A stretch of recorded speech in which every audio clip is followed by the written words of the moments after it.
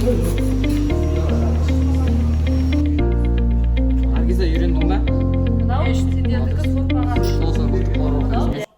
Сәлеметсіз бе? Сіздің осы мамандықты таңдауыңыздың мақсаты не? Саламатсыз, мен Жанғабылұлы Бекзат, 111 бопт группасының студенті. Алматы технологиялық колледжіне осы мамандыққа түсу себебім менің кіші кезден тағам жасауға қызығушылығым өте жоғары болған. Анашымның тамақ жасап жатқанын көріп тұрып, менде де өскен соң аспаз боламын деп шешімге келгенмін. Сондықтан осы Алматы технологиялық колледжінің аспаз мамандығын жалғастыруындамын.